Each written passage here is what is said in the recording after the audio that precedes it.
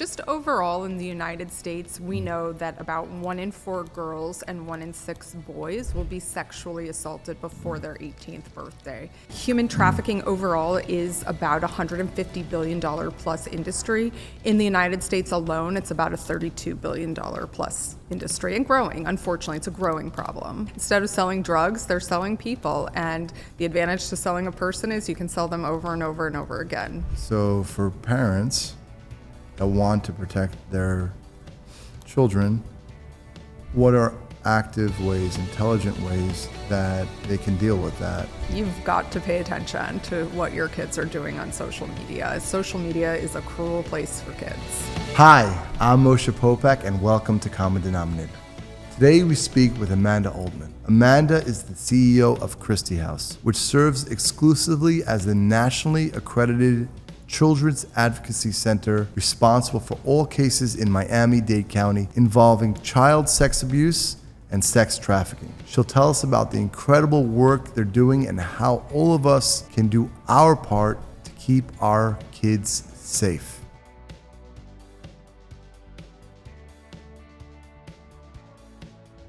Hi, Amanda, and welcome to Common Denominator. Thank you so much for having me today. Yes. So we're going to be talking about a tough topic, but as a parent of 11 children, this is something that's important, something I talk to my kids about, my wife and I talk about human trafficking and child sex abuse.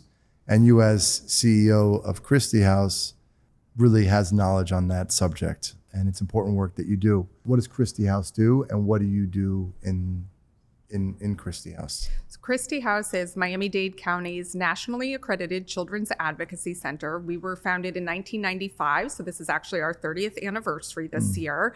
And we were founded because City of Miami police detectives found a little girl. She was on Calle Ocho. She was 9 years old, and she was 8 months pregnant. Her stepfather had been molesting her for years and nobody was doing anything about it. Obviously, they removed her from the home, but what they found was there weren't a lot of services available for Kristi at the time, and the services that were available weren't coordinated in any way. Thus, Kristi House was founded to really be the coordinating body for all of the different agencies and organizations who are addressing child sexual abuse. So to this day, 30 years later, every single Friday, we bring together our multidisciplinary team partners. So it includes Kristi House, the State Attorney's Office, the Rape Treatment Center, Department of Children and Families, multiple law enforcement agencies, and the Child Protection Team from the University of Miami.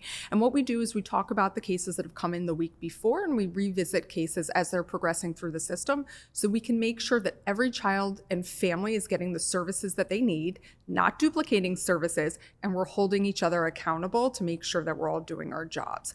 Kristi House itself also provides all of the mental health services that these children need. So we do incredible trauma therapy at Kristi House. We have about 24 full-time mental health specialists to address the mental health needs of children who have suffered from trauma, including child sexual abuse and trafficking. We also provide victims advocacy services for both the child and the family so that we can address whatever needs the family might have. It might be food insecurity or help with rental assistance, mom or dad needs a job. And then we have a prevention education program. So we're out there in the schools talking to kids about how to keep themselves safe and also talking to parents about how to keep their kids safe. It's a lot, it's a mouthful, but we do a lot and we're here to address a huge problem, unfortunately, in our community and in society. From what I understand, so in 30 years, how many victims have you helped? Over 30,000 at this point. Wow. Yeah. Incredible. You know, it's interesting. We have our 30th anniversary gala coming up next week, and it's such a celebration. It's so wonderful on the one hand. On the other hand, I hate it that we have to exist because I hate thinking about any child going through this. But I am so grateful that they have such a child-friendly place where they can come and get all of the services that they need to heal and recover, because they can heal and recover. That you're by trade a trial attorney. Yes. Just curious, what made you decide to become part of Kristi House? Everybody always wants me to say there was some great moment in time, but there wasn't. It was sort of an evolution for me that I wasn't feeling totally fulfilled. I was like most people, kind of struggling to figure out what my purpose in life was. I was involved with some great nonprofits in Miami and just finding that I was so passionate about that kind of work versus my trial law work. And so I was starting to figure out, can I make a career out of this? And Kristi House, I've known about it for very long. I had volunteered there years ago. I love children and just really wanted to find something where I could really make a difference. And this is it. When I think of human trafficking, it's also people over 18, right? So it's not just children, but you also work with victims that are adults. Yes. So our human trafficking program is really specialized. We started in about 2007. We realized that not all the cases looked alike and that some of those cases were human trafficking cases. In 2012, we opened our center for human trafficking. It's a completely separate, undisclosed location. And there we serve kids and young adults. So unfortunately, they range from about 13 to about 26 years old there. The average age for entering into trafficking is roughly 14 or 15. And most of the vast majority of the victims are under the age of 26. We hear about it peripherally, but what is mechanism? First of all, what are the stats here in Miami or in Florida? Just to give information to the listeners between the kids and the adults under 26.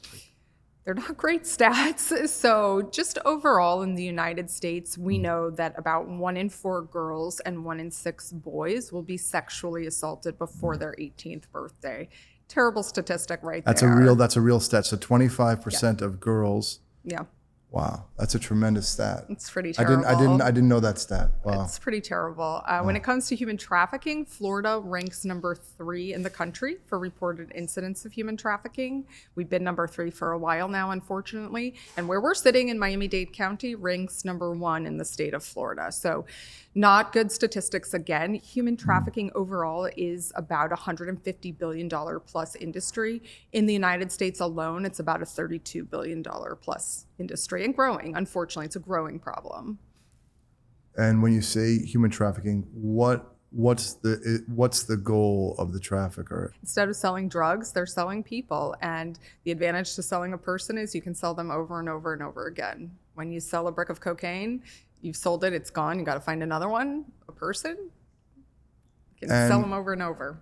Why do we find that the issue is only getting larger instead of getting less, in truth, right? Like, I have theories and ideas, but you're in the front seat. It's a little disheartening because I feel like we're really trying to fight it hard. And so you wonder why it's getting worse. But I think people are making money off of it. There's demand. So when there's demand, there's, somebody's going to keep buying it, then somebody's going to keep selling it.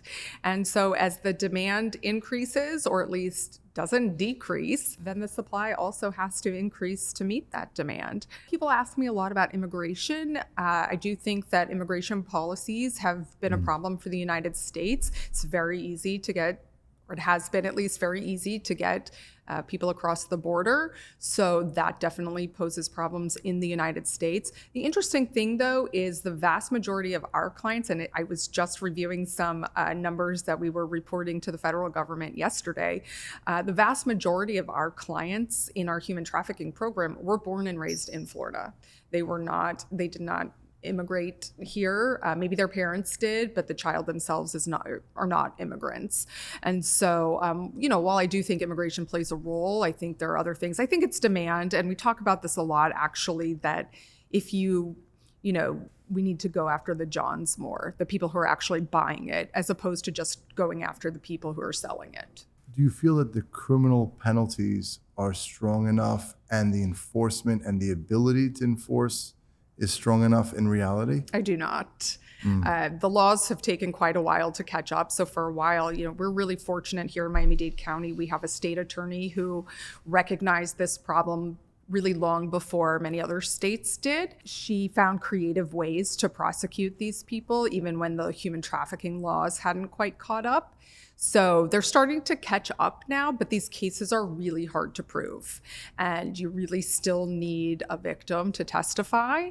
You can imagine that that's really hard sometimes to convince a survivor to want to face their trafficker. And so I don't think that the laws are yet conducive to really going after all of these people properly. I think it's maybe 80%, maybe more, that even when you rescue them, right, and you go through therapy, but they tend to go back to the old ways. So recidivism is unfortunately a problem. It's something that we address in our program at Kristi House. So for example, when we first started the program, we were doing individual therapy, group therapy, and group life skills courses.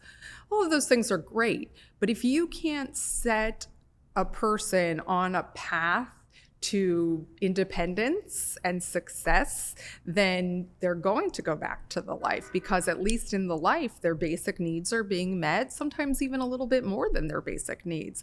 And so we, through a grant from the federal government, actually, we were able in about 2019 to start also an education and jobs training program for human trafficking survivors, because that's really the only way to keep them out of the life. The other thing, getting them out of the life. I mean, you would think that you run in there and you rescue somebody and they want to be. We don't really think about it in those terms. We're trying to recover people, but we have to really convince them sometimes. It can take, I think the average number is like 7 times of reaching out to a trafficking victim before they actually agree to services. We also have to be really careful in our program that if you have a 13 or 14-year-old girl, you're not necessarily mixing them with a 20 or 21-year-old girl who's maybe still got a toe in that life, because then you have recruitment issues. And so there's a lot to think about. And yeah, unfortunately, it's not as easy to get people out of this situation as you might think. And from the child sex abuse cases, where's that typically coming from, right? You hear usually people close. Is that actually what you're seeing? About 90% of the time, it's either a family member or a close, personal, trusted friend of the family's, or somebody the family knows and trusts, unfortunately. And that's a scary statistic. So for parents that want to protect their children, what are active ways, intelligent ways that they can deal with that, knowing that doesn't happen?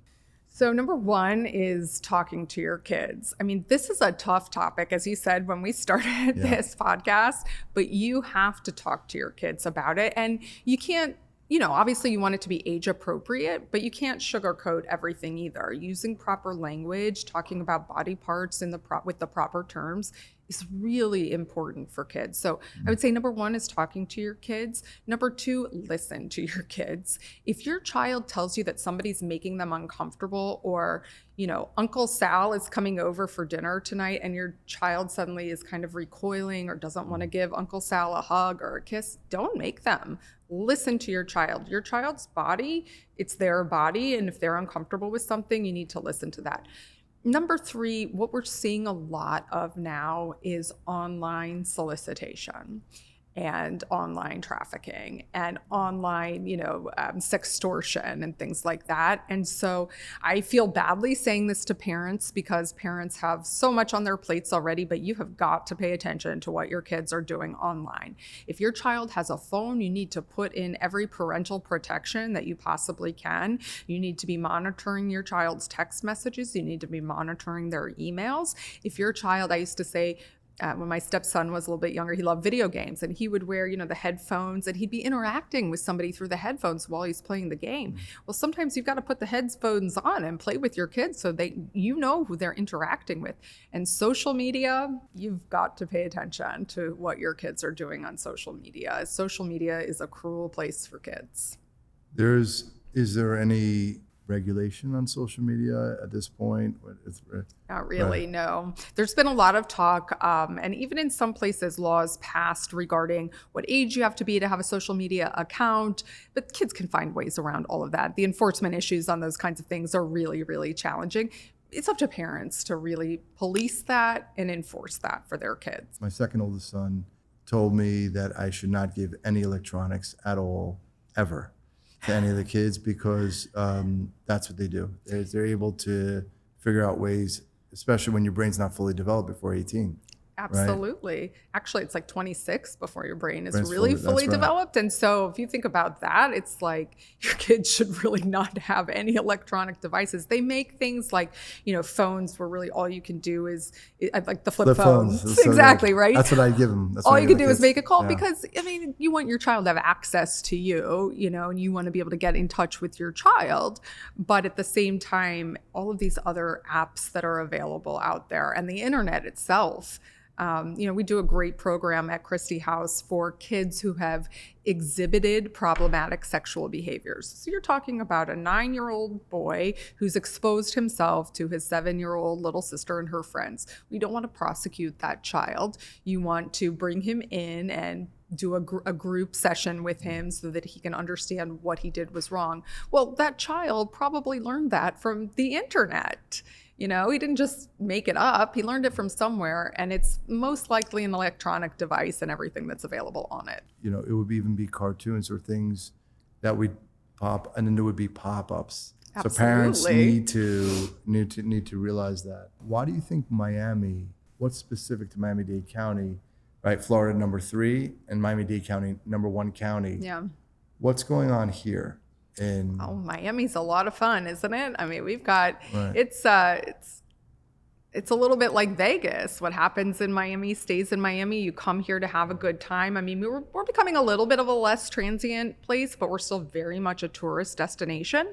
And so you come here to have a good time, and that can include a lot of different things. There's also a vast amount of wealth down here, and you can buy and have anything you want. And again, that might include things that are ugly. Easy access to, we have multiple international ports, multiple international airports. The I-95 runs through here. So I would say those are probably the top reasons for it. Yeah, I saw a stat, to your point, 18 to 25, not that it's choices that people make, but I think that it might be slippery slope in some ways. But 18 to 25, and who knows if they're verifying, of girls are basically on online OnlyFans. It's about 12% of all women that age. I would believe it. Unfortunately, I would believe it. Yeah. And it's interesting what you said about is it choice or not. Certainly under 18, we say no choice, and it's not. When you're looking at human trafficking and the definition of human trafficking, for example, for adults, there has to be some fraud, duress, coercion.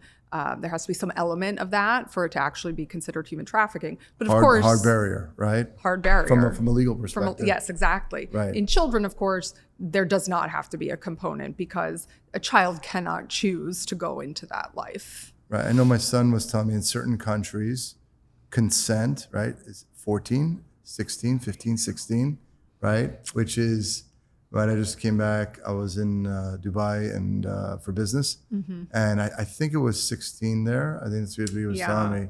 So, right, so they come. In Miami-Dade, it's 6,000 women from 18 to 24 are doing content creation. So it's prevalent and it's regular and it's seen, because my son is 19, my other son is 17, because they were saying how hard it is to date. Right. Just basic family values or whatever. Sure.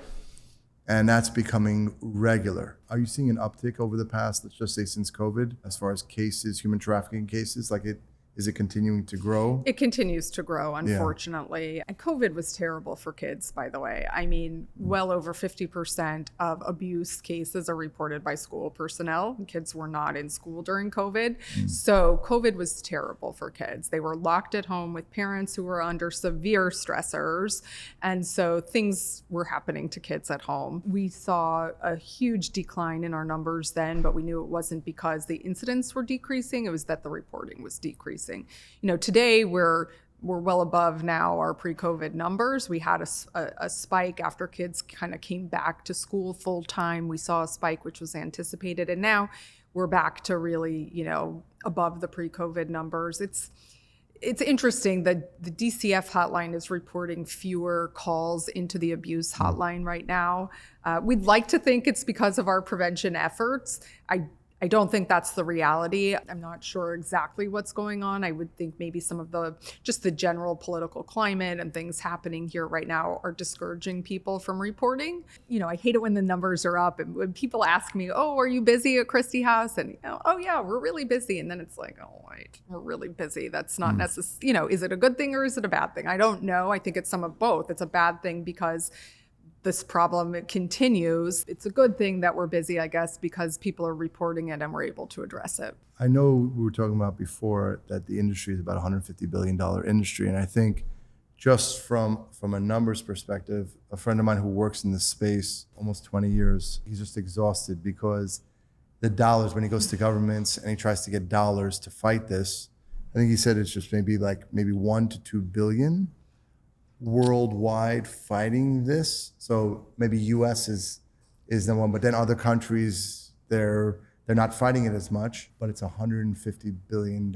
industry. If you had a magic wand, right, what would be like a process and procedure to really eradicate child sex abuse and human trafficking? I think that prevention education is critical. And fortunately, we are seeing more people taking an interest in that. When I started in this space in 2019, I became the CEO of Kristi House. I was so blown away by the number of funders who were not interested in funding prevention education. They wanted to only fund victim services. And that kind of boggled my mind. I think we are seeing a shift today that people are more interested in funding education. I think that is absolutely critical. I mean, without that, you cannot stop this problem. I also think we have to have harsher laws. We have to go after the right people, but we also have to have much harsher penalties. Whether or not it has a great deterrent effect, I don't know for sure, but I think you have to have them. But I still say the number one thing you have to have is education. It's the only way to break the cycle of these things ever. Victim services are, of course, incredibly important after somebody's been victimized, but we want to prevent somebody from being victimized in the first place. The only way to do that is prevention education. Every single school in the country should require prevention education. And I don't care if you're in the wealthiest school district in the country or the poorest school in the country. You need to have this education, and it needs to start young. I mean, kindergarten, we do programs for kindergarten through 12th grade. You need it. And also, no culture, no religion is shielded from this either. It happens across every socioeconomic level, across every religion, every culture. And so nobody can think that they're immune to this happening. I hear that a lot. Well, it doesn't happen here. Yes, it does. Because I can tell you at Kristi House, we are serving people in every single zip code in Miami-Dade County. Parents really just need to be aware of what's permeated in the shadows.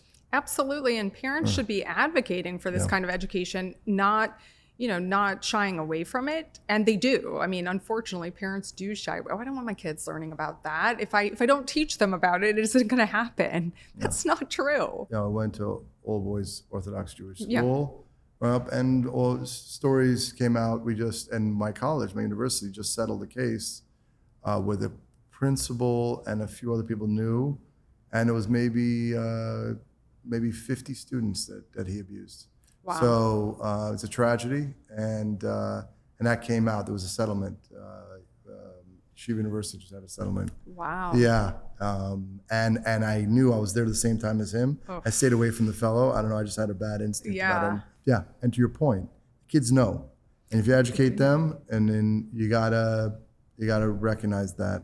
All this time that you've been at Kristi House, what are one or two stories of things emotionally or things that really stick in your mind that have made a difference?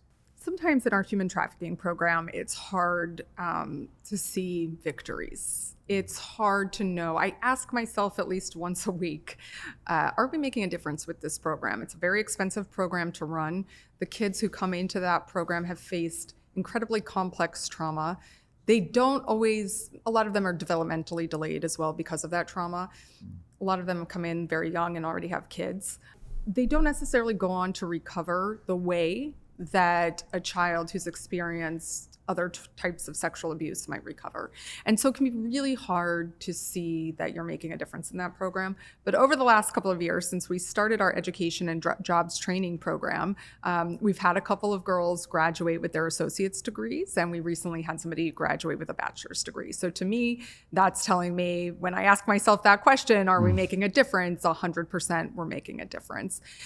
The other story that really sticks out in my mind, I mean, there are hundreds, right? There are hundreds. There's a little boy who had suffered enormous trauma, not just sexual abuse, witnessing abuse. He had been shot by a relative. But I remember the day he came in because the perpetrator was being sentenced, and he had said all along he did not want to make a victim's impact statement at the sentencing. He didn't want to be there. And then he came into Kristi House the morning of, and he told his therapist he was there because he wanted to make a victim's impact statement. And that was because he had been through all of this therapy at Kristi House. We had worked so much with him. Our partners had worked with him, and he was again starting to feel confident enough that he could face he could face the perpetrator in court. To me, I don't know, that says everything, For people listening to the show, how can people get more involved? Whether volunteer or help financially donate?